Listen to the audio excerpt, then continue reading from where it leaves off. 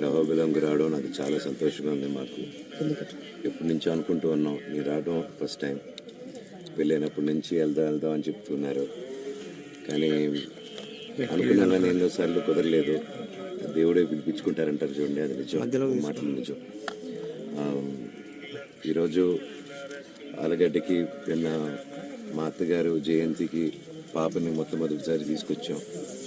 And అది కూడా అత్తగారి జయంతికి తీసుకొద్దామని ఎప్పుడు ఎంతో కాలంగా వెయిట్ చూస్తున్నాం. షూటింగ్లు జరుగుతూనింది, ఆవిడ పనుల మీద ఉన్నారు, పిల్లలు.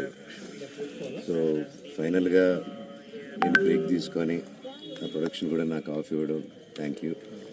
అండ్ ఈరోజు ఇక్కడ రావడం చాలా మనశ్శాంతిగా ఉంది. ఎంతో మనసు భారంతో వచ్చాను, ఇక్కడికి వచ్చాము. అండ్ ఊరికి రాగానే మా బంధువుల్ని, మా ఇంట్లో వాళ్ళని ఇక్కడ అందరిని చూడగానే చాలా ఆనందంగా ఉంది. వాళ్ళ ప్రేమ ఆప్యాయత. అండ్ అలాగే ఒకరోజు ఉండి గుడ్లన్నీ తిరిగి వెళ్దాం, ఇక్కడ బిల్లానికి వచ్చి వెళ్దాం అని నేను రాత్రి రావడం జరిగింది. వచ్చి తిరిగి వెళ్ళాము, కొంచెం చీకటి పడింది వచ్చేసరికి.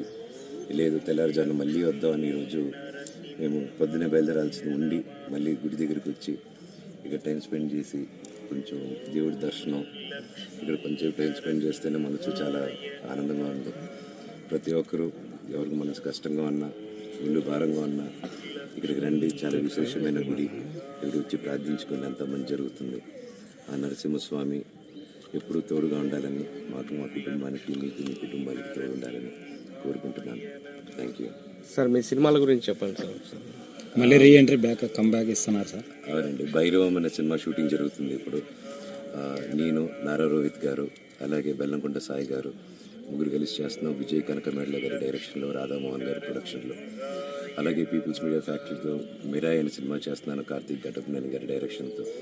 నేను, తేజ సజ్జా గారు. అండ్ నెక్స్ట్ నాది తిరుమల కిషోర్ గారి కాంబినేషన్లో కూడా ఒక సినిమా రాబోతుంది. ఆ టైటిల్ అనౌన్స్మెంట్ కూడా త్వరలో చేయబోతున్నాం. అంతా మీ ఆశీస్సులు, దేవుడు ఆశీస్సులు ఎల్లప్పుడూ మాకు ఉంటాయి. సార్, మిరాయిలో విలన్గా ట్రై చేశారా? సర్ప్రైజ్ చూడండి.